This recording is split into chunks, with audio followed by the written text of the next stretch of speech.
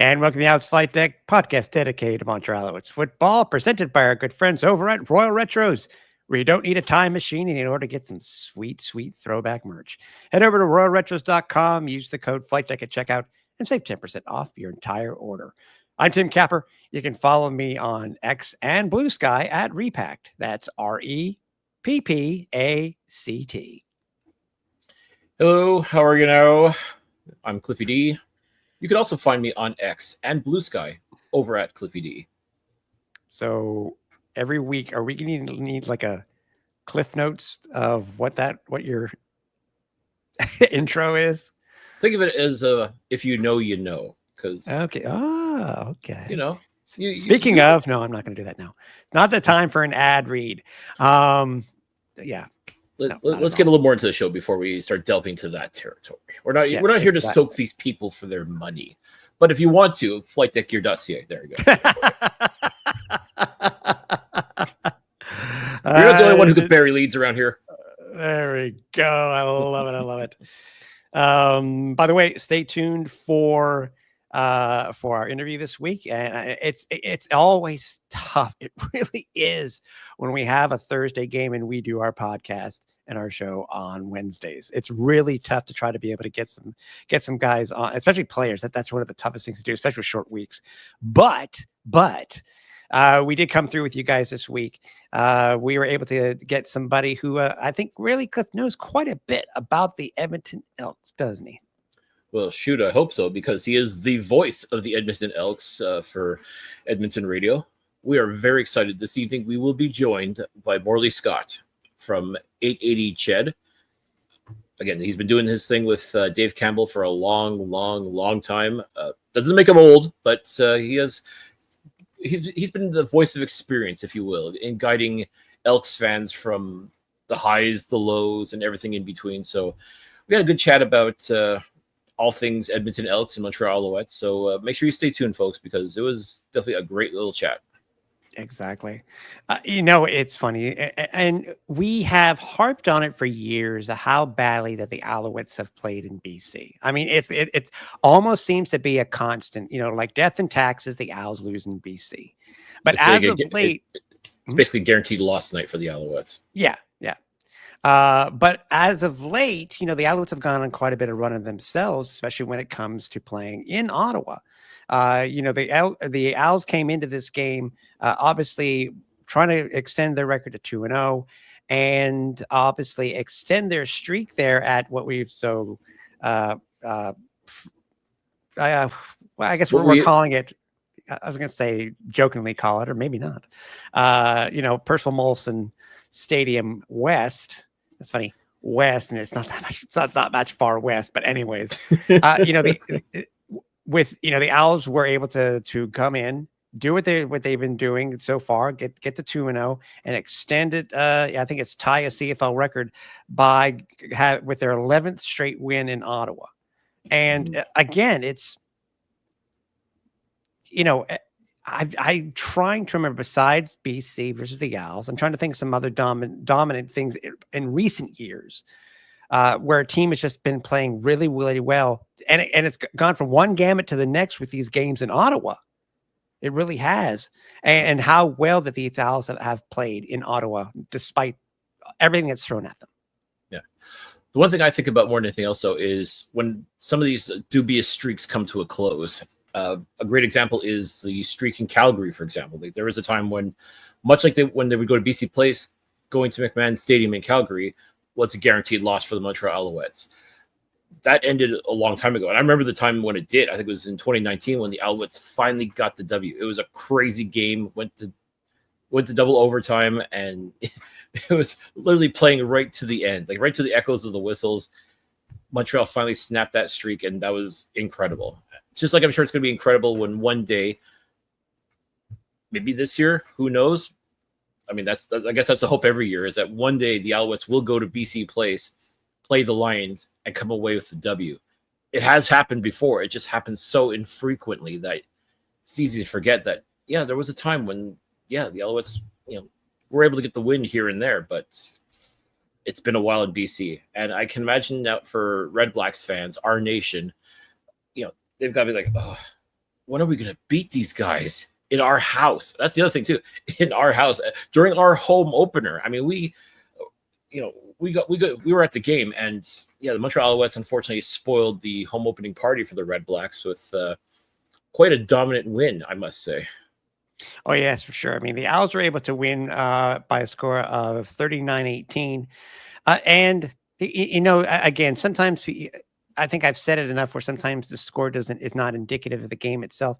This one really was, except for a slight hiccup in the third quarter. But, Davis Alexander goes into this game undefeated in his career at 6-0, ends up coming out, with another win. He gets his first 300-yard game. He gets his career high in passing yards. It seems that everything was going well for this team. Defense wise, offensively. There were still little hiccups here and there when it came to certain portions of the game. But the game wasn't perfect. But I mean, they still got the W. But again, the Alouettes, I think, were able to show that at least right now, and so far that seems to be the talk across the CFL universe. That when it comes to this team right now, currently through 2 weeks, the Owls are the best team in the CFL.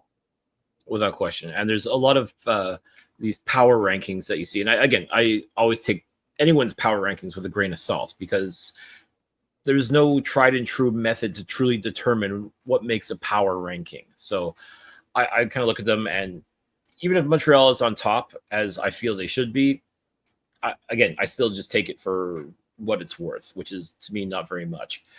But there are still some people that will not list Montreal as number one, which I'm baffled by. Like again, Saskatchewan is also 2-0. Calgary is 2-0. Are you trying to tell me that, for example, when I see Saskatchewan at number one, are they truly a better team than Montreal Alouettes? Do you think that they've played better games than the Montreal Alouettes? I mean, I guess take a look at the opponents, for example. I guess that would probably be one metric to look at. And you can make the argument that Montreal didn't play the very best version of the Toronto Argonauts and the Ottawa Red Blacks, but did Saskatchewan play the very best version of the Ottawa Red Blacks or the Hamilton Tiger Cats? I mean, that's certainly a topic for discussion if one chooses. I mean, the whole thing with power rankings is it's nice. And I guess if you're a fan of a team and you want your team to be number one in those rankings, but at the end of the day, it just comes down to what you see on the field. And truthfully, like, this Alouettes team just looks so incredible, like offensively, defensively, special teams. They're not perfect by any stretch of the imagination, but this is a really well-built team, and they are looking so good. And it's I have to laugh because, yes, this Alouettes team was 10-1 after 11 games last year. So, and we know how the season ended. The big danger, I think, would be making sure that if they go on another hot streak like that, that they don't coast, that they don't start resting on their laurels just a little bit. And the way this team is built right now, I just don't see that happening. And I think other teams too have improved. And they look at Montreal as a target. They want to take out one of the big dogs, if you will. And to me, I think that's what makes the CFL so exciting, is that on any given day, any team could beat any team. And Montreal is not immune to, they got to play the same teams that everybody else does. So, I mean, like, it's a simple matter of who wants it the most. And right now, the way this team is built, I mean, Montreal just looks absolutely incredible. And it's clear that they want it just as bad, if not more so, than at least the other two teams they played thus far this season. And it seems to be as it has been in years past, somebody goes quote unquote down, and I don't mean by injury, or somebody's not playing that well, another guy will step up. And that's exactly what it was this week. And there are a few things that, that I think that really stood out for the Alouettes. I mean, and as we talked in Flightdeck Live, I mean, obviously the best thing right now for this game itself is this defense. The defense alone, again, the second straight week in a row, was really controlling this game. Yeah, they gave up 18 points. Yeah, okay. But it was just really a third quarter blip that allowed Ottawa to pull within 8.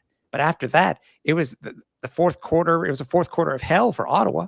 They weren't able to do anything, and the Alouettes really were able to secure the game in that fourth quarter.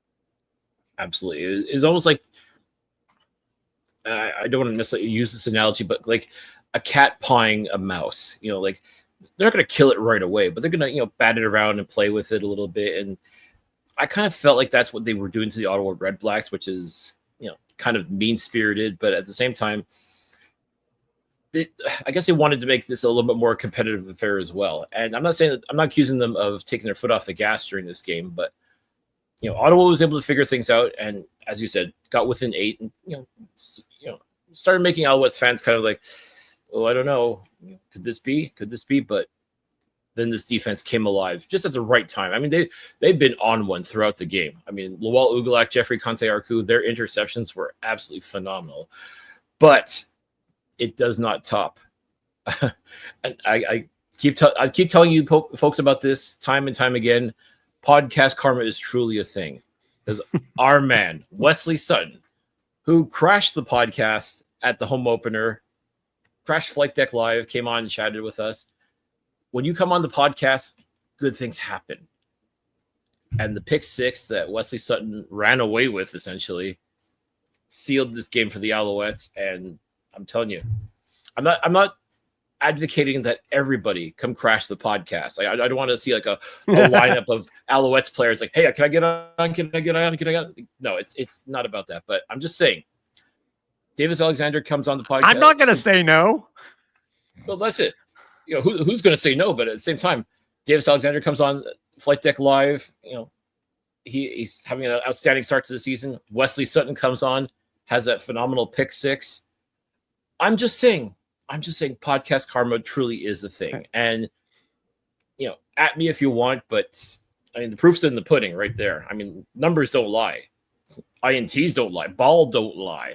So I'm just saying if someone feels like they're in a slump or they really want to have a breakout game or something like that, we're not that hard to find if you want to come on Crash the Old Podcast. I'm not inviting anybody per se, but I'm just saying if you happen to mosey on through, we'll say hello to you and maybe give you a little bit of that rub. It's funny what you mentioned, Sutton. Obviously, it was a great play. Especially how Sean Oakman putting up his big meaty hand and knocking that thing away right into his hands. And what's funny is, Cliff, is that I started watching. It's the 2-year anniversary of the Alouettes preseason mini doc that they put out on social, and I went back and was rewatching it a little bit last night, and there's a thing on Sutton, and it's the same type of guy, same as he is now. Even it's only 2 years later. Obviously, guys can change, but I mean, I understand it's only 2 years, but it's the same guy, same mentality when it comes to playing football. You know what I mean? And it's. Everybody seems to be again. This defense is just playing where they have been. We can really say for more than the past 18 months, they've been really good. It's just a matter of if it comes about, because every team gets this. What will happen with adversity, and we'll see. Because I'm sure the Alouettes will face that throughout the season. It's very, because they have. I mean, look what the injured lists have been. The 6 games have been over the past 2 seasons. We've been very lucky so far, very lucky. And it just carries over. It really does. I said, if they can continue with what they're doing, I mean, home opener held Toronto to 10 points. They hadn't held anybody to under 10 in a home opener since 2004. What does that tell you? You know what I mean? By the way, that's a stat from Steve Daniel. Shout out to Steve, who's, CFL stats guru, Steve Daniel. But still, what else did you take away from this? Because yes, we'll give the accolades, we'll give quickly, like we did. We'll give just the top performers and stuff like that when it comes to stats. But what's the other things that really stood out to you? Because I had one thing that really stood out to me that I'd love to mention. I think for me, it was, once again, Davis Alexander was spreading the ball around as best he could, getting other people involved in the offense. This time around, Tyler Sneed had himself a breakout game. I mean, talk about the need for Sneed. Mm-hmm. My goodness. I mean, don't forget, these guys are roommates this year.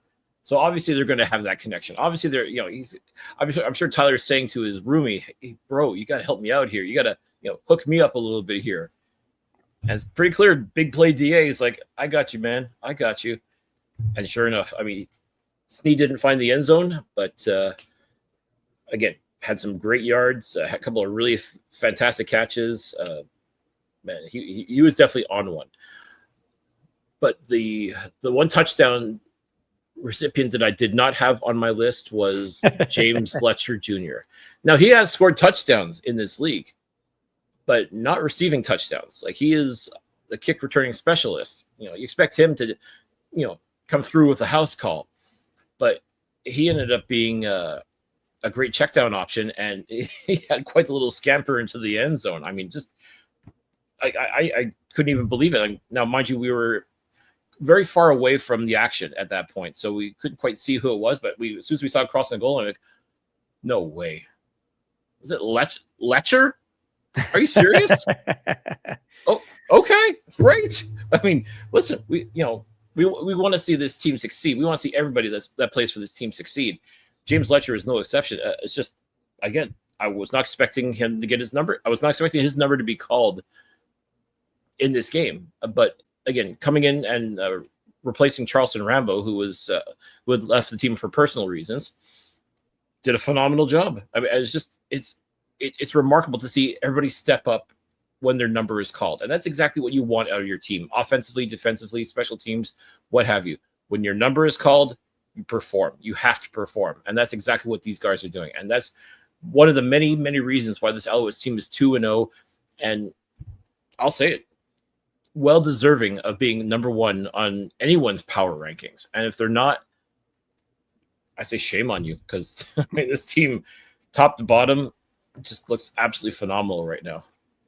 My thing, and I pointed this out to you after the fact, and it was after we had finished broadcasting Flightdeck Live, after watching some of the highlights again, is, I think this year that they've been trying to not necessarily curtail, but it seems to be that they're trying to get Davis Alexander more centered on being at the passing game and being able to use his arm properly, and if necessary, run the ball. One thing really stood out to me and shows what type of player he is, and I'm sure we've seen this across the board, just maybe because of how much it really stood out to me, is on that second catch by Sneed, the shovel pass actually by Davis Alexander to Sneed late in the second quarter. Sometimes a quarterback will just toss it off and then just stay back a little bit, check what's going on just in case if something happens. Davis, that wasn't what Davis did. Davis went ahead and did that shovel pass to Sneed, and he followed the play. He followed the play the entire 35 yards that Sneed ran that ball when he was tackled, horse collared out of bounds. He just took off. Mm-hmm. And I think, to me, that goes to show what type of player that Davis Alexander is. Sure, he seems to be quite a force when it comes to being QB1 and being able to do what he needs to do when it comes to being QB1. But to me, that's just another level. I don't think you can really teach that, to be honest with you, because to be able to follow the play like that, throw a block, it's a small block, but he threw a block on that play. And that really impressed me about Davis. I think it just goes to show maybe that, sure. I mean, I too, I don't want to see our Davis lead the team in rushing like it was last year when it came to Cody. That happened many a time. We don't want to leading tackles either. Yeah. If it's done properly, sure. But why not? I mean, at one point, because it was just, Davis really wasn't in the mix for rushing this week. That's another thing that we need to talk about. But that, to me, that's really one of the things that really impressed me with what Davis did, and just seeing how he continued with the play despite being QB1 and already getting rid of that football. Absolutely, it speaks a lot to his character. It speaks much about how he wants to be a leader. And again, you lead by example, right? I mean, I think a lot of quarterback coaches and offensive coordinators do not want their QB1 risking themselves like that. But I mean, I don't think Davis is going to necessarily put himself in danger, but at the same time, he's got that football mind that he wants to see the play through. I'm sure he drew this up in his head. That's the only way I can explain how this play all came about. I mean, it's like I said, it's only weird if it doesn't work, but this time it worked. And yeah, I don't fault him at all for following through to the bitter end. I wasn't so bitter, but yeah, it really does speak to his character. And you're right. It's not something that you can coach somebody with. You can't coach heart and dedication and determination. And that's exactly what Davis Alexander has. And again, I think this is his way of one of the many ways that he shows his teammates, like, hey, I got you. I got your back. Put it on me. Let's go. Absolutely phenomenal. And one of the many, many reasons why we call him Big Play DA. For sure. Oh, what were your thoughts? I mentioned about the running game itself. It really was was hit and miss for most, maybe 2.5 to 3 quarters there. It just seemed that, unlike last week, Sean Thomas Erlington really wasn't able to get anything going. The rushing game really was null and void at the end of the first half. I mean, it was less than 25 yards, if I'm not mistaken, and maybe 7 or 8 rushes total, except for the Caleb Evans plunge for a touchdown. But in the end, Travis Tice ended up leading the team, had the most of the touches late in the fourth quarter, where he was able to help the Owls run out the clock. What's your thought on this? I mean, is it something, because obviously there's a change this week too when it comes to the rushing room, because Tice is out with a neck injury and Stevie Scott's coming in. But what was your thought when it came to the rushing this past week? I absolutely love the way this running back room is thus far, and absolutely incredible to see Travis Tice baby, get some serious reps in this game. And to me, it's what makes this attack so varied and balanced. I mean, you got Sean Thomas Erlington, who again he's really rounded into RB1 for this Alouettes team. There's no two ways about it. He does it all. I mean, and Travis Tice was able to get some honest to goodness action. And it's funny, a lot of people were actually concerned because in the fourth quarter, Travis Tice was getting a lot more reps. Mm-hmm. And a lot of people were even wondering, like, is STE hurt? As were we. I mean, we were one of those. Yeah. And sounds to me like it truly was just load management, because once again, STE is going to be the starting running back against the Edmonton Elks this week. Interestingly enough, though, Travis Tice is on the 1-game list due to what sounds like a neck problem. And I sincerely hope it's nothing serious, because I tell you, he looks so good. I mean, and it's funny. It was a few weeks ago in Percival Molson Stadium West, where he played that preseason game and looked absolutely phenomenal. And fun fact, Tim and Alouettes Nation, did you know that Travis Tice was almost an Ottawa Red Black? Really? He was apparently on their negotiation list, and Tice's agent apparently had basically told the Red Blacks, either you sign my guy and bring him to camp or drop him, because he wants to play. And that's essentially the rule. When you add someone to the negotiation list, it could come out of the blue. All of a sudden, if that player wants to be playing football in the Canadian Football League and you have their rights, you either sign them or you drop them. Ottawa decided to drop him. Montreal swooped in, and the rest, as they say, is history, which I think is absolutely phenomenal. And makes me wonder, too, if just a little bit, every time Travis Tice walks into Percival Molson Stadium West, is he going to be motivated as a result of that? Maybe, maybe not. Maybe he's just happy to be playing the game that he loves. And if that's the case, more power to him. But makes me wonder. And I'm sure even Red Blacks fans have to be wondering what if, especially after seeing him in that preseason game and even this past week against the Red Blacks at their home opener. I mean, see this guy, even though he wasn't, scoring touchdowns left, right, and center, like he was still hitting some pretty angry runs and looking absolutely phenomenal in the process.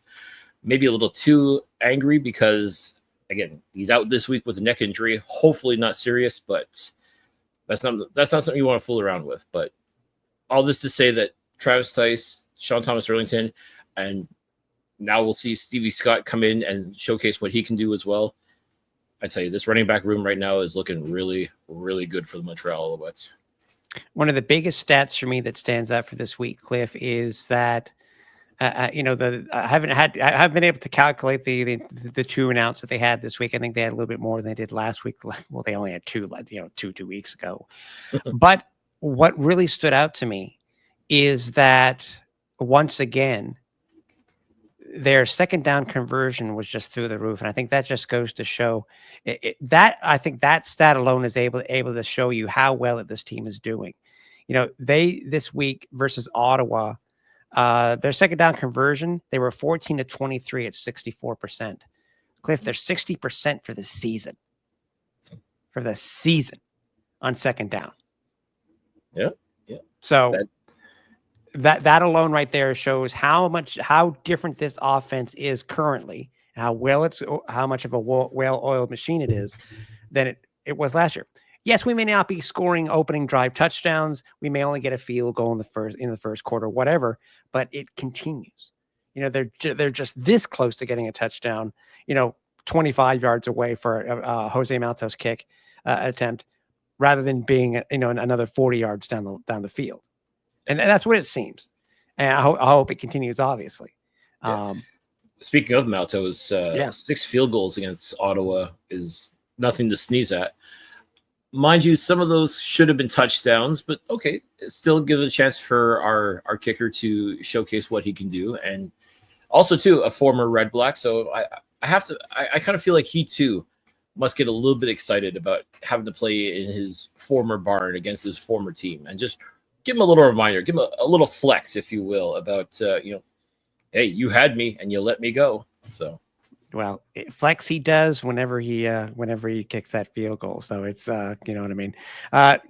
Quick accolades again, like as we said I would do, for the here they are. For the Alouettes, David Alexander was 23 of 32 for 344 yards. As I said, that is a career high, and first career 300-yard game. Touchdown, interception. Interception should not have been thrown, but yeah. Again, like last week's, it is what it is. Leading rusher for the team was Travis Tice baby. 12 attempts, 75 yards. Longest was 32. Leading the team for receiving, we had 2 100-yard receivers for the first time since I think it was 2024, according to Steve Daniel. And it was Tyler Snead, 4 receptions, 117 yards. Very quiet in the second half, by the way. Most of that was in the first. And then Austin Mack, 5 receptions, 9 targets, 103 yards. Philpott was heavy hit Philpott at the beginning of the game. He came in with 42. And again, it just seems to be working well. And we talked about the defense and how well they did, all the interceptions we had this week, of the sacks that we had this week. Again, it just seems to be that at this current moment, this Alouettes team is just running like a well-oiled machine. It really is. And again, that's all the offensive stats. Now let's talk defense, because once again, this Noel-Thorpe defense, again, another former Red Black as well for a short period of time. But I mean, once again, Noel-Thorpe is just dialing up some massive plays, because he's got some massive players that do amazing things, and it is such a beautiful sight to see. And to the point where you feel bad for someone like Matthew Schiltz, who we believe in him so strongly, and we definitely think he is a great guy off the field, and again, a very solid player on the field as well. Like we're very much Matt Schiltz guys, but he was up against it last week against the Alouettes, and guys like Lowell Ugalak, Jeffrey Conte-Arcu, Wesley Sutton. I mean, poor Matty was just getting his lunch eaten for him, basically. Yeah, it was. But again, that came down to the sacks too. Second consecutive game with sacks for the Gals. I think what it was is, I'm trying to remember if it was, I think it was on the post-game show, or the Alouettes post-game show, that they were talking about how few defensive touchdowns that they had last year. And look what they have already this year. They already have 2 in 2 games. So they're doing well. But again, it's, as I said earlier in the show, it's all about adversity and what they're able to do going forward. And so far, so good. So again, the Owls are the only team in the East that has a win.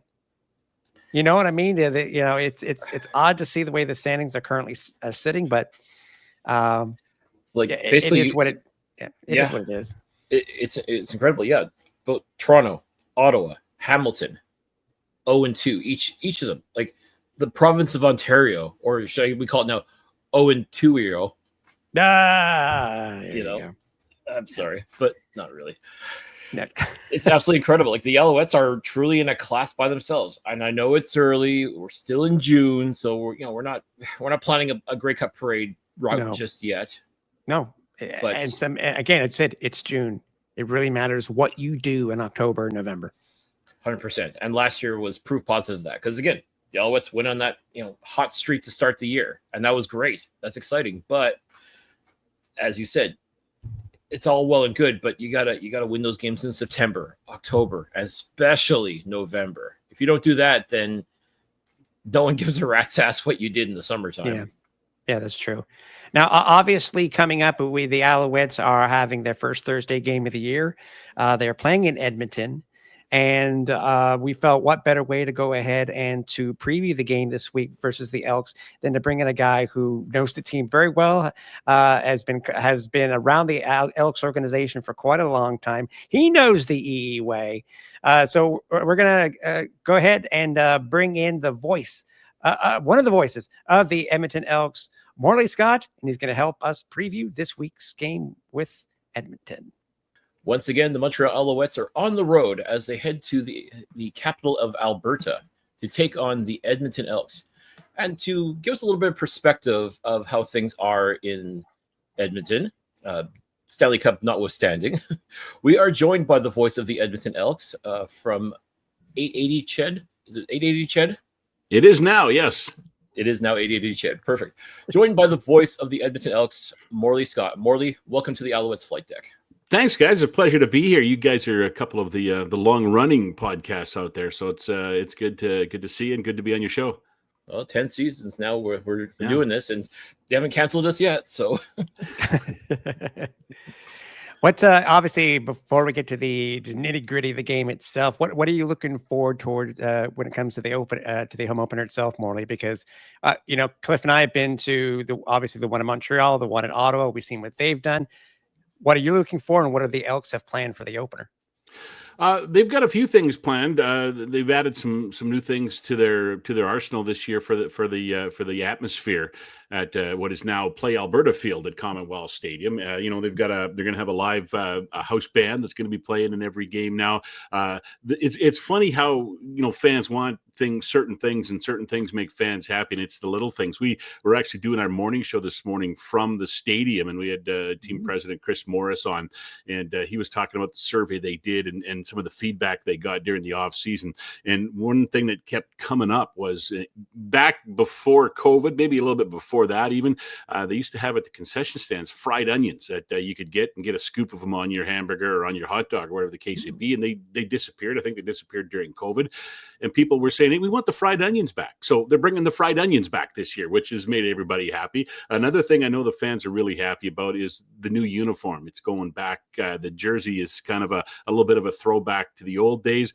And the thing that the diehards really like is that it's got gold numbers on it. The old jersey had gold numbers on it. They switched about 5 years ago, I think it was, to the white numbers, and everyone complained they looked too much like the Green Bay Packers. So they're back to the gold numbers, and they're just trying to do little things like that to make the fans happy and to try and bring back those good feelings about being at the stadium, because it hasn't been a lot of fun at Commonwealth Stadium over the last 4 or 5 years. Better last year, but before that, they've struggled to win anywhere, but they really struggled to win at home. So they're just trying to do what they can to make the fans a little bit happier.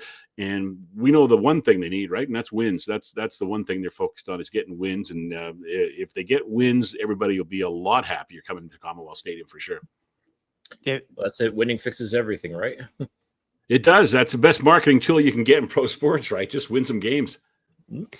What's your thought on? I know I'm sure you've talked about it quite a bit, but just for our listeners too. What's your thoughts on how Edmonton was known as one of the perennial community-owned teams? There's been a change this year, having their first owner, and Alouette fans know exactly what that's like when it comes to changing of ownership. What has been your look at the new ownership group and what it's bringing to Edmonton, and as everybody keeps saying too, we've heard many times, is bringing back the EE way. Yeah, I'll tell you what, we don't see much of Larry Thompson and his wife Deb, who are the new owners. Larry bought the team. He's been a longtime fan, but he is the definition of a behind-the-scenes owner. He hasn't been out in the public much. He was when he bought the team at first, and he was at the news conference this spring when they brought Dwayne Mandrusiak back into the fold. But other than that, we really haven't seen Larry at all out in the public eye. He's been around, and we see him sometimes at games, but he's not a guy who's in the media a lot and hasn't talked. But when I talk to people who do see him and deal with him on a day-to-day basis or a week-to-week basis, they're all happy.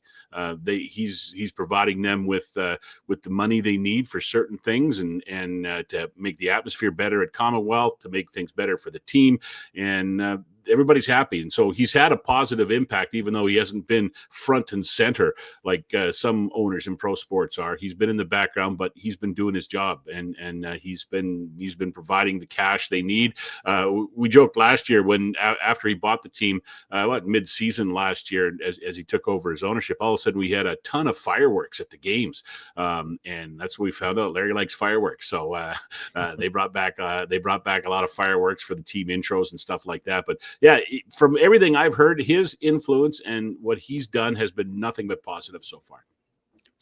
Definitely, you can relate to that here in Montreal with Pierre-Carl Pelado. It's just the idea of knowing that the bills are going to get paid. Like, there's no worry about, are they going to make payroll? Are they going to be able to afford to do this, that, and the other? The idea that, someone's coming in and they've got, it's like, just focus on doing what you do best, which is playing football or running a football team or anything like that. I'll pay the bills. I got you. Nothing to worry about. Yeah, I don't think the Elks were at that point yet where they were worried about paying bills and meeting salary, paydays and everything. But a lot of people said they were on their way there if Larry hadn't stepped in. So it clearly, it's funny. You look at the community ownership, and it worked here for a long time. It's working in Winnipeg. It's working in Saskatchewan. But maybe it's going to run its course in those cities as well. For now, the difference there is they're winning, right? A little bit. And then I think it just seemed to run its course in Edmonton, and everybody was ready for a private owner to step up. It happened last year. And like I said, everybody's been happy with the way it's played out so far. That's good. That's good. And obviously, once we start looking at the team itself, and obviously the matchup, the Owls and the Elks have had some great matchups over the years. I think Cliff and I were at the game a couple, was it 2 years ago? Cliff and I were at the game, and it was just a great atmosphere and stuff like that. And what I think is funny, Morley, is that how often these two teams happen to trade each other's players back and forth, whether it be during the season or whether it be in free agency. Yeah, there always seems to be a little cross pollination between the Owls and the Double E, isn't there? And that's that's the case again this year, especially with the trade they made at quarterback. And interesting, it was two quarterbacks kind of in the same position, right? The young guy was pushing for the job, and it was better for the older veteran guy to move somewhere else. I don't think McLeod Bethel Thompson or Cody Fajardo want to be backups, but they're willing to accept those roles. And I think it was best if they accepted those roles with different teams. So it was a match for them to make the trade. I know McLeod, I thought he didn't win games here last year, but I thought he played really well. He threw for a ton of yards. He threw for a lot of touchdowns. He beat the Stampeders on Labor Day. He did a lot of things here, but he didn't win a ton of games. And I think it came down on him for some reason from the fan base. It was the fact that they weren't winning, and they want to see Trey, right? The fans wanted to see Trey Ford play. And so I think McLeod Bethel Thompson kind of got caught up in that. I enjoyed my time talking to him and interviewing him and getting to know him. He's a very cerebral guy.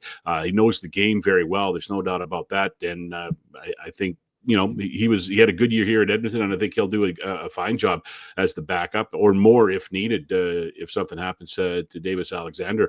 And same thing with Cody Fajardo. I've only talked to him a couple of times since he got here, but he's been gracious with his time, and he's another guy who's been around the league, knows the score, right? He knows what his job is, and he's going to provide whatever help Trey Ford needs. And I think probably this week leaned on him a little bit more than normal, right? Because obviously Cody knows that Montreal offense a little bit better. Yeah, and I think one of the surprises, like for Cliff and I, at least in game one for the Elks, was that Cody's doing short yardage plunges, and we're like, really? Does anybody not remember, at least in Alouettes land, remember what happened to Cody in Ottawa last year when he did that type of thing? We want to obviously we have all the love for Cody, especially what he brought Montreal in the province with the Grey Cup win. But man, you want to make sure that he's healthy too. Just as you said, same thing with Cloud. As long as you have two competent quarterbacks, I think you're pretty good in the CFL, and I think that's going to be the case for both of these teams. So. One thing I have to ask you, and it's only I don't know if you'd seen it. This is the reason why I'm asking you. So, in your opinion, Morley, does the CFL have superstars? Yeah, they do. I think the CFL superstar might not be a superstar in the true terms, but I believe there are star players. I believe there are superstars in this league. I think that kind of got blown out of proportion. I know there was a back and forth between the two of them, Eugene Lewis and Ed Hervey, through the media, and I think it just kept getting into the meat grinder. And I think what Ed said, I don't want to speak for him. I can't, and I shouldn't speak for him, but I think it kind of got blown out of proportion, and I don't know if he really meant it the way it came out, and certainly the way it's been portrayed ever since then. What I think is funny, I don't know if you know this, is that the CFLPA has actually used it to their advantage. They actually now have a full line of merchandise available. It says in every team, every team's colors, there's a hat that it says Superstar on it, and they're now selling them. So great, somebody's making money off it, so everybody's happy, right? Exactly. Why not the PA and give the money to the players? Exactly, I agree with you. Strike while the iron's hot. Yeah, exactly. Looking at the team itself, obviously you were at camp quite a bit. Morley, you did the first game itself. What have you seen so far with this Elks team? Because obviously, as you said, there are changes from this team from last year to this year. But what have you seen so far this early in the season when it comes to the Elks? Yeah, I think this team's going to be a slow boil this year, especially offensively. I think it's going to be, it's a marathon, not a sprint, as the old saying goes, right? So I think it's going to take them a while to hit their stride. I think they're obviously going to be a much better team than they were the last few years. I think they're going to be a pretty decent team this year, but it's going to take a while to get there. Their defense is going to have to lead the way. Their defense, I thought, was very good in week one through the first half, and then I think they got tired. I think they were on the field too much. The offense struggled. There was a lot of 2-and-outs, and the defense just had to keep coming back on the field. And I mean, that game, it was 31-14 in week one for BC in that game. But the Elks had the lead at halftime, and they got it to within 3 points in the fourth quarter. And then that was during that stretch is when the Lions were reeling off, I think, 3 or 4 straight drives with a touchdown. And that's what really turned the game around. But I think the defense has a chance to be really dominant. They've got the front 7, front 6. I mean, I don't know if there's going to be a better group in the league this year. Those 3 guys from Toronto, throw in Brandon Barlow, who came over from Hamilton as a free agent, and then they've got Niles Morgan and Nick Anderson at the linebacker spot, tied for the league lead in defensive tackles last year, both over 100. And I don't see a better linebacking core in the Canadian Football League than starting with those 2 right there. And the defensive line, like I said, is really good. So I think that's going to be the heartbeat of this team, especially early on. They're going to win games defensively, I think, in the early going of the season, while the offense kind of is a work in progress. I mean, it's a new starting quarterback. I know he's been here for 3 years, but he's never been the guy, right? This is the first time he's been the guy coming out of training camp, and he's the starter. But he's got a new offensive coordinator, and he's got a new playbook, and he's got a new head coach, and he's got a bunch of new players all around him. So I think the offense is going to get a lot better as the season moves along. But right now, the Elks need defense to win games. And of course, Trey Ford is a giant human cheat code. I mean, just see what he did in BC in the opener for you guys. And that's one of, you can go back over his career and I call him in the broadcast, I call him Ford escapes because that's exactly what they are, right? He gets he just gets trucking and he's unstoppable. He can spin, he can turn, he can jump, he runs.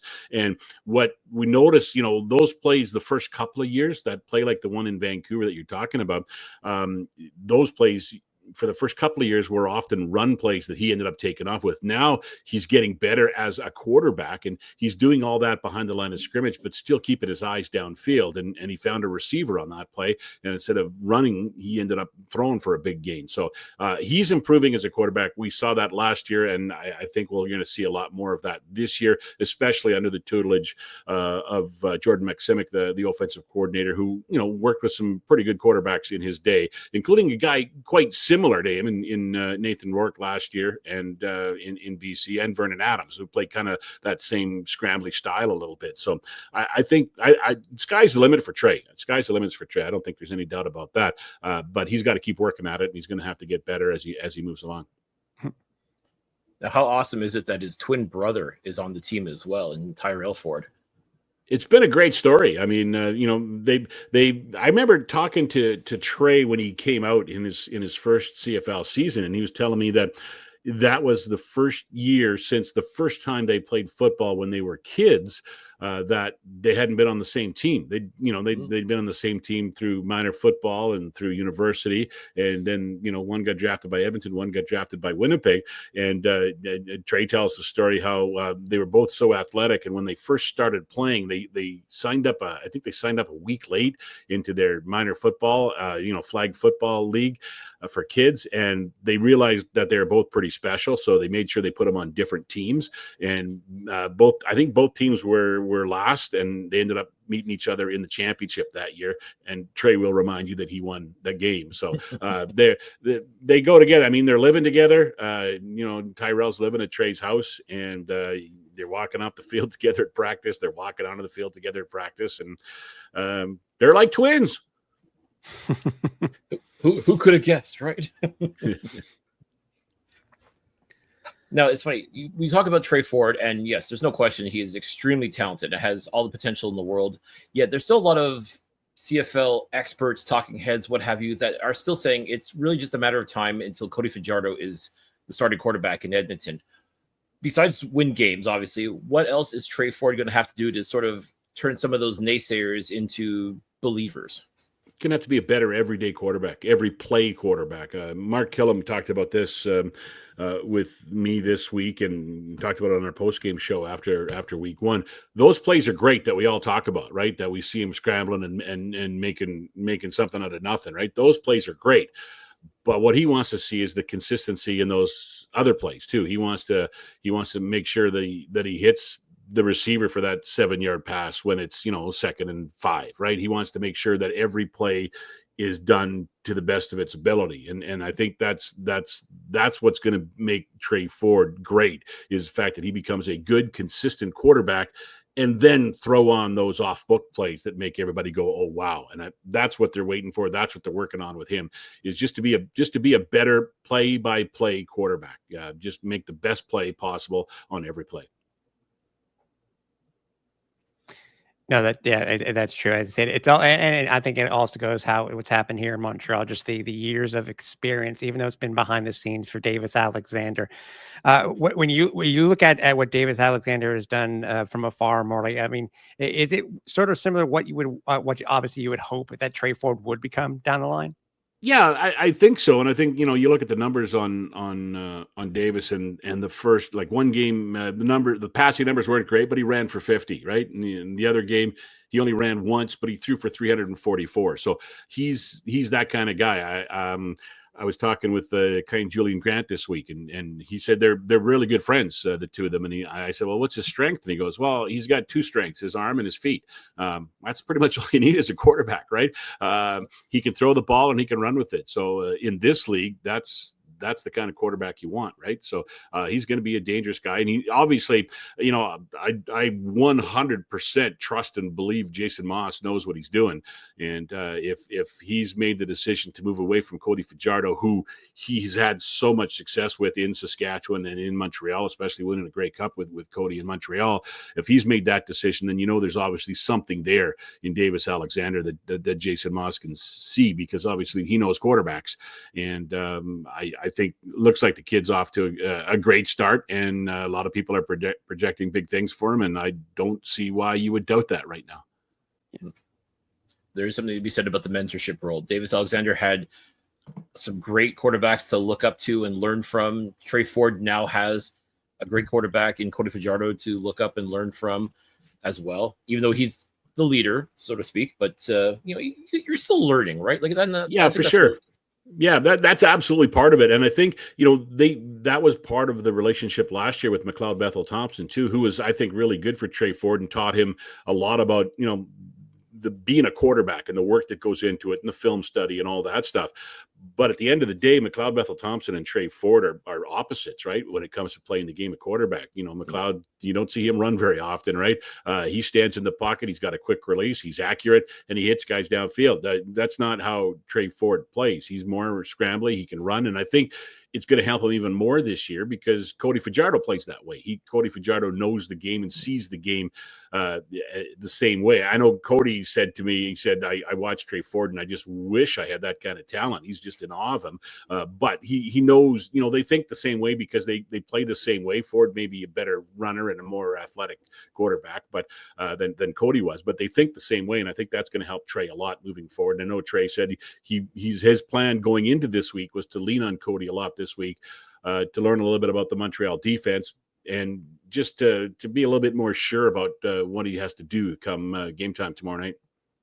Well, the one thing you can definitely learn from Cody in regards to that defense, run. Put those legs to work because this Montreal defense is just otherworldly right now. They are really on a tear. And Noel Thorpe is, I think he's one of the best ever, one of the best certainly now defensive coordinators right now, and he's very exotic. He comes up with different takes, different looks, and he makes quarterbacks think. And and that's if you make a quarterback think more than he has to, that's going to take away from one other part of his game. So I know Trey was kind of happy that he had 2 weeks of tape to look at, 2 weeks of game tape to look at of that Montreal defense to try and help prepare him for what he's going to have to deal with tomorrow night. Yeah, for sure. And speaking of the game tomorrow night, obviously, both of the depth charts have come out, Morley. Looking at both of them, what matchups really intrigue you the most heading into Thursday's game? I think it's going to be the O-line and the D-lines. It's in the trenches. I'm a firm believer that games are won in the trenches. The Elks had a situation last week where Brett Boyko, their right tackle, could not play. He got hurt on day 3 of practice last week, and that just threw everything kind of up in the air. So they had to make some changes last week. And then during the game, left tackle Martez Ivy got hurt. So it forced Mark Cordy to move out from guard to tackle, and they had to bring in their 6th guy, Grohovic, to play. So their O-line was not structured the way it had been structured for all of training camp, and I think that caused some problems. So I think the Elks will be better, and their run game will be better because of that, because they'll have those 5 guys who they want at positions on the O-line in those positions, and that'll help Rankin, it'll help Leak, and it'll help Trey Ford as well run the football. They didn't get enough yards on the ground last week. You didn't have a good game offensively when your quarterback is your leading rusher and your running back is your leading receiver in a game, right? That's not the way it's supposed to work. And that's what it was for the Elks in that game in Vancouver. So I'm watching for them to establish the run game early and stick with it. And that's kind of been something that Mark Killam has stressed. He said, we're committed to it. We're going to keep with it. And we have heard coaches everywhere in this league say we're committed to the run, and then as soon as they're down 7-0, they just throw the ball, right? And they forget about the run. He says he's committed to it, and we'll see tomorrow night how much success they have for it. But to me, from the Elks perspective, and it's a theory that Ed Hervey has when he builds a team: protect the quarterback, get the quarterback. And I think that's why the O-line and the D-line are the most important parts of the team. And probably if they have a good night, the Elks will have a good night. That's it. If you can't protect your quarterback, then they're in trouble. Same thing too. Defensive line. If you can't get to the quarterback, you're in trouble. So it's right. Amazing. It's amazing how much in the Canadian Football League a sack just ruins a drive, right? With 3 downs. If you get a sack at the right time, they're kicking, right? And you're out of trouble. So teams rarely score touch. I don't know what the numbers are, but I know Steve Daniels puts it in the game notes, has over the years, and the number of touchdowns, the percentage of touchdowns scored on drives where there's a sack it's pretty small number. So if you get a sack, you're usually getting the football back after that. True enough. And I was going to say, Morley brought up but the idea, the notion of a quarterback leading the team in rushing. Gee, it kind of sounds familiar for us, especially last year, right, Cliff? And it happens to be your current backup quarterback, Morley, Cody Fajardo. So, but yeah, it's there has to be some sort of balance, I will admit, and it's. I think it's going to be a very interesting match because I don't think Owls fans should go into this game saying this is going to be a given. It's not. As we have seen, anything can happen in the CFL on a day-to-day basis. And as you said, there can be easily some surprises tomorrow night.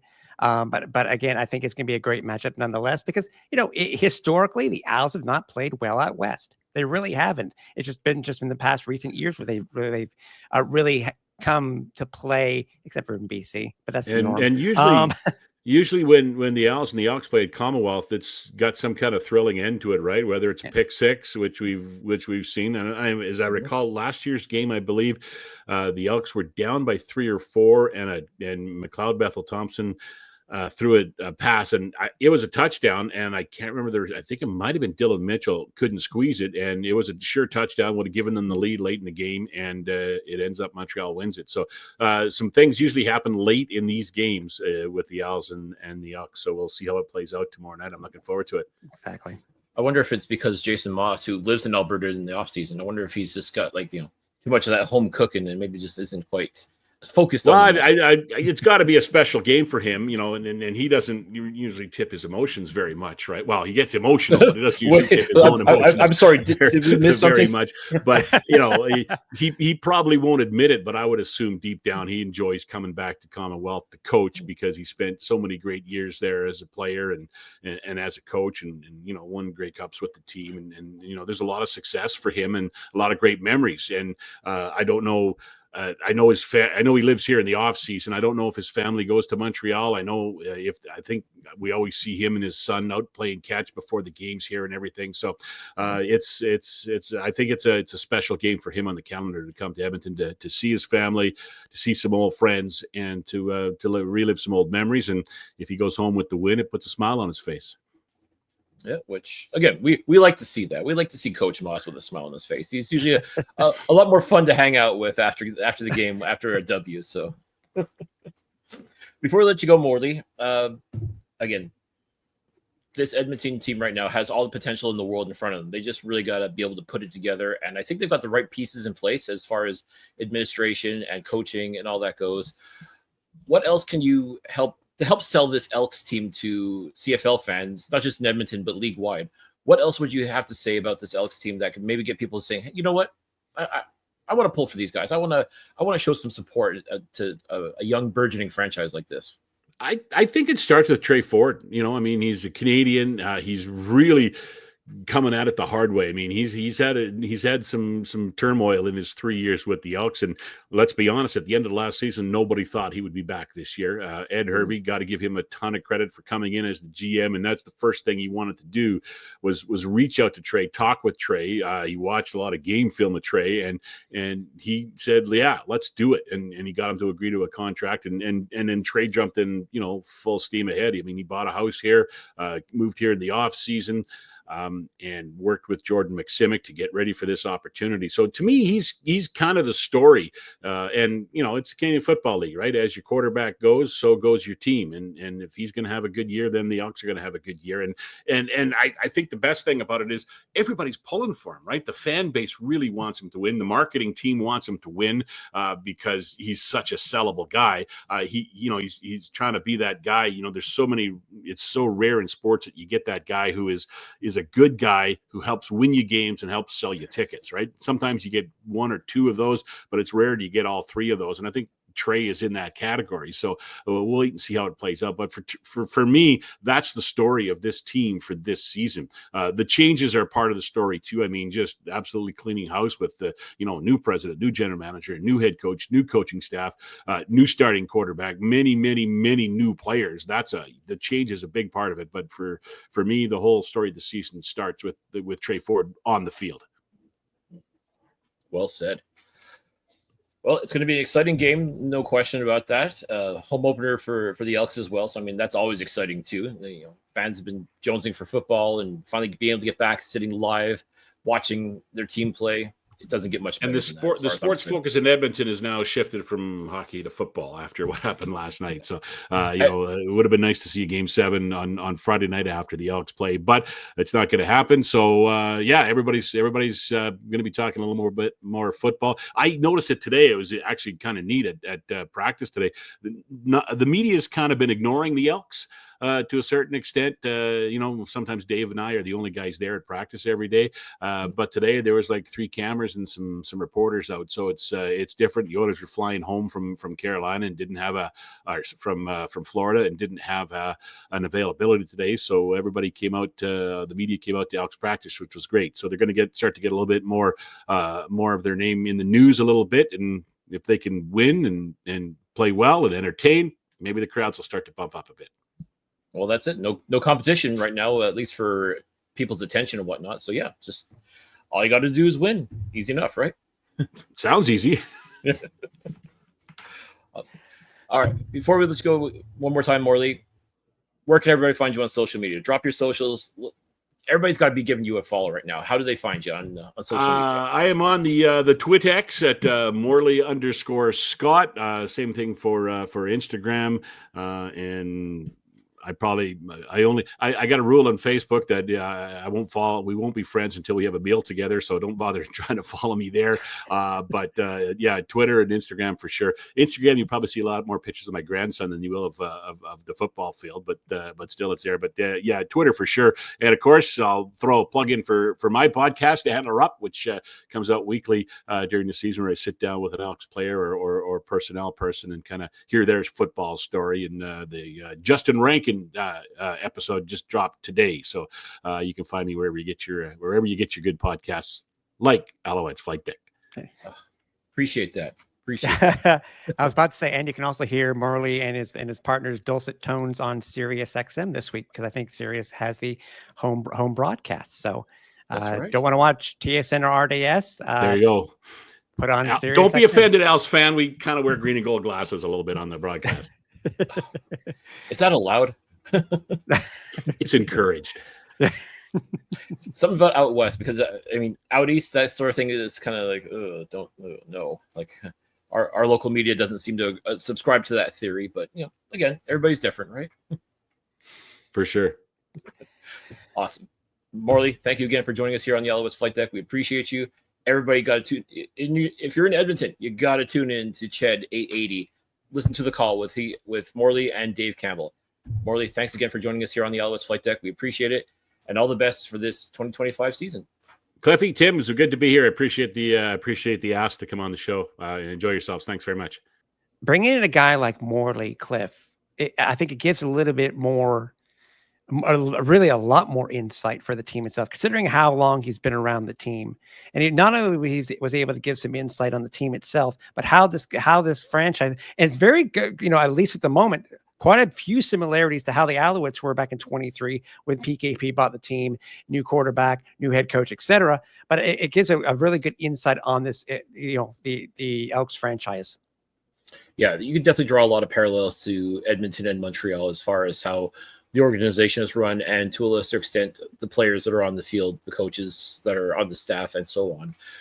Again, it worked for Montreal. It took a little time. And there was a time too when they were the laughing stock of the Canadian Football League.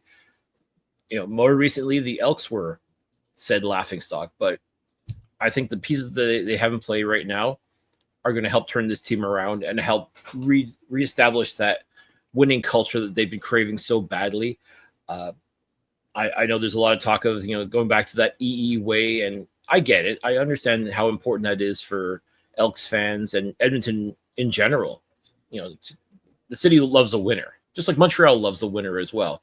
And we're so happy when the Alouettes were able to get it together and win the Grey Cup. So I think this is a team that's on the rise. I think that there's a lot of potential here for Edmonton, and the way that they got things going right now, I think only good things are going to happen. They just got to go out and execute, just like I always say the Alouettes have to do. They've got the talent, they've got the right people in place, but you still have to execute. And it was so great to hear from Morley and have him share his perspective on things. We definitely appreciate him coming on and helping lend a little bit of Edmonton flavor to this Alouettes friendly podcast. Exactly. And obviously, with the game being so early as it is, we actually have we have the depth charts in front of us, and over the last couple of weeks, it's been very interesting because we mentioned it earlier in the show when it came to, because STE is being is RB1, it does throw an interesting wrinkle. I think Coach Moss talked about, I think it was at the end of week 1, when it came to how certain players and big name players are not necessarily able to start right away because of these changes. But so far from what you've seen, especially right now, because it is going to be ST as RB1, and then Stevie Scott is number 2, because as you said, with Tice being out with a negative injury this week. What's your thought when it comes to how this team so far is using the different labels that they're allowed to give to this roster? Again, I think a lot of it has to do with load management. I think a lot of it does have to, there's a lot of talent, and there's only you have only a finite number of opportunities to get players honest to goodness reps. And this is something that we've talked about too, is just making sure that you give everybody a chance to contribute and showcase what they can do. Again, the first couple of weeks, it was Travis Tice that was getting, the backup nod for running back. This week, it's going to be Stevie Scott III who's going to get a chance to showcase what he can do. Both guys had a phenomenal camp, but at the same time, you can only have so many running backs on the field at any given moment, unless you want to run an I formation or a wishbone offense. But it really is a matter of when your number is called, you got to be ready to go. Travis Tice was ready to go. Stevie Scott wasn't. Now it's the other way around. Now this is Stevie Scott's chance to showcase what he can do. Show that the good camp that he had wasn't a fluke, that he is ready to be a part of this team and ready to help lead as well. I mean, it can't all be on Sean Thomas Erlington, even though he has definitely answered the call time and time again. You got to be able to spell off on your backups as well. And this is where Stevie Scott's going to have the chance to showcase what he can do and shine, as I fully expect him to.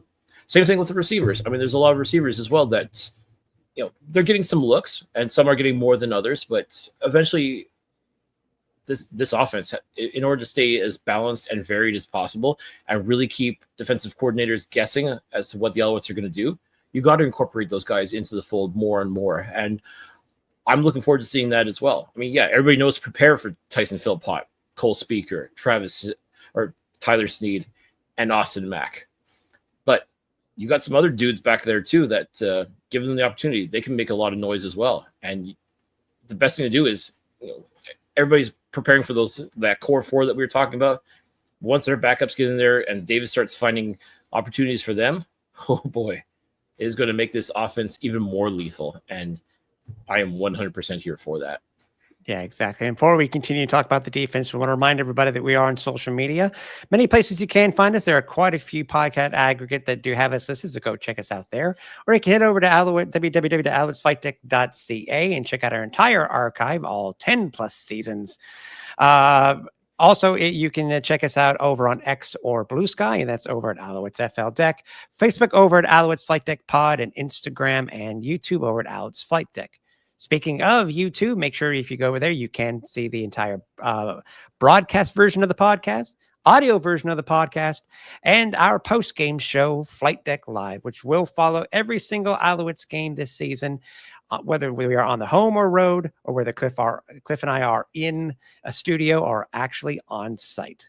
Also, if you're looking to get some reps, some merch, whether it be a part of the If You Know, You Know stuff from our Cartoon Bird 56 shirt, the new LBM, the Big Mac shirt, it's there also too. And also, hey, if you're looking to to rep our 10th season logo, it's there too. Head over to flightdeckgear.ca and pick up some merch there. And lastly, want to remind everybody that, again, we're very proud to have Royal Retros on as our presenting sponsor this year. Head over to royalretros.com, use the promo code FlightDeck at checkout, and you will save 10% off your entire order. Defense, and the thing I was mentioning before is that, Coach was saying that because of how they're setting everything up, it's Beverett is not starting the game. It's one play, and then he can come back in because he's a designated player. it's interesting to see how everything has laid out. And you and I have said before in the past, Cliff, that we can only imagine how tough it is to be able to keep track of this. Not only just putting it on the depth charts, but keeping track of it during the game. That's why they pay Danny Machocha the big bucks, right?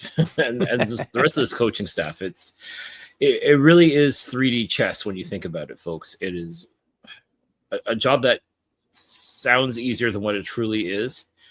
But yeah, it's incredible, especially when you start throwing in wrinkles like this naturalized Canadian or designated American. Once you get those designations, I mean, yeah, like you look at the depth chart and you're like, really? He's starting?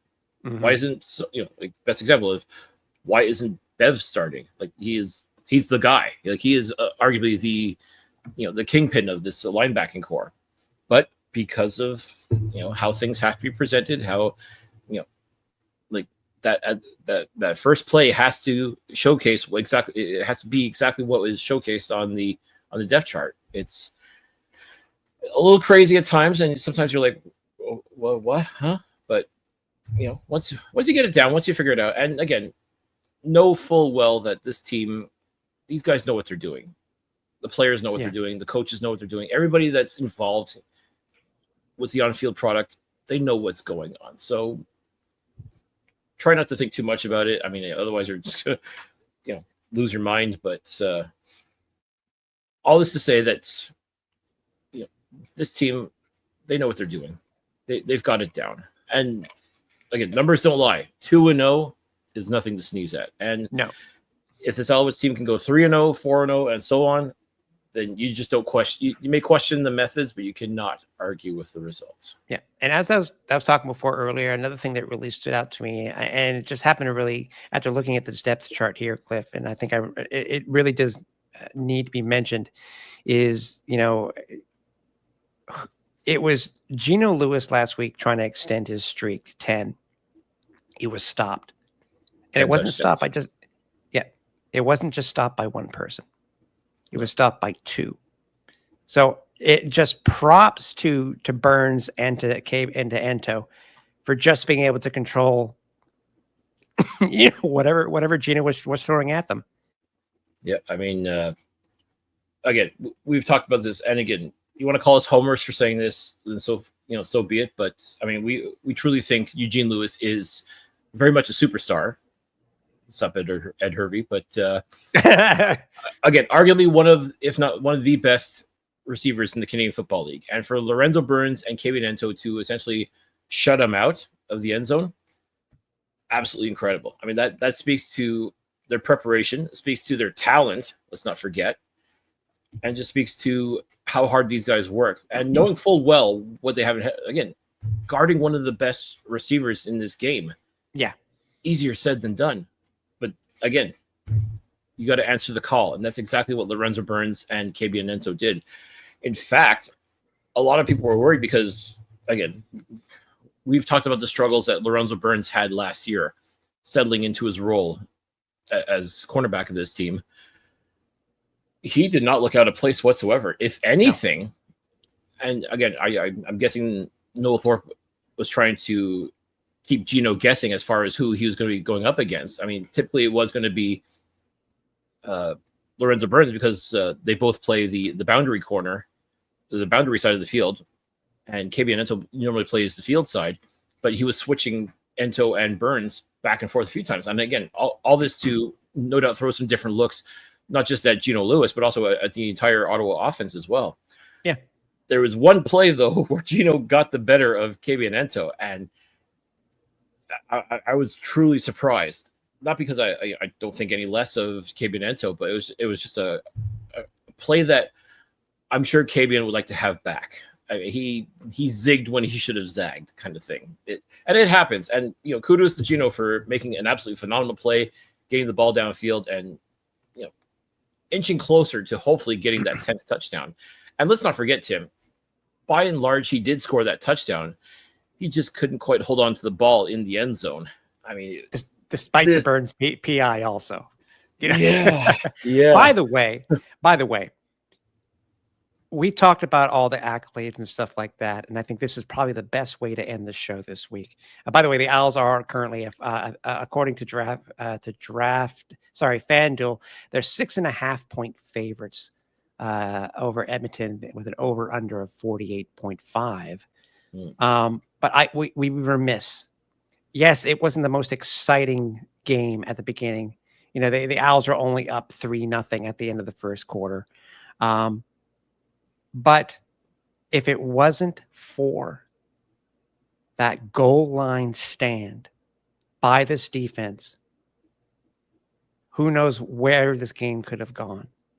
Because for them to stand up first and goal and stop Ottawa on 3 consecutive plays to get the ball on a turnover on downs really, really did set the tone. And for me, it really just goes to show that despite who is on the depth chart and where you are ranked, not ranked, but where you are placed at, 1, 2, or 3, or wherever, designated Canadian, designated American, these guys are playing top-notch football at the moment. And that, again, I think a lot of people will go back and will look at that, who did well in that game, that Tyler Sneed and Davis Alexander. If it wasn't for that stop, it would have been 7-3. Anything could have happened from there. It may have been the same exact result, but it wasn't for that defense. Man, but it was just so pretty to watch. Yeah, and you're stopping former Alouettes from scoring, guys like Matthew Schultz and William Stanback too, and basically just denying them access to the end zone. I mean, that is, as you said, just a phenomenal effort. Not once, not twice, but thrice. I mean, what? Yeah, we talk about how this team, and essentially every game, they really need to set the tone early and often, and I think doing that is a great example of setting the tone. Basically saying, you shall not pass. You will be denied. This defense comes to play each and every single game. And yes, they're gonna let touchdowns be scored. They're gonna let field goals be kicked. No one expects them to pitch a true shutout. But I mean, if you keep these opposing teams to as few points as possible, giving the offense the chance to put their own points on the board, great things are going to happen. And we talk about this all the time. Defense does win championships. The 2023 Grey Cup was essentially a defensive Grey Cup for the Montreal Alouettes. Like, their defense came through all season, essentially. But truly, when this team needed it the most, this defense came alive. And we're still seeing that. Even it's not the same exact defense that we saw in two years ago, it's evolved. It's changed forms. And I'll say it.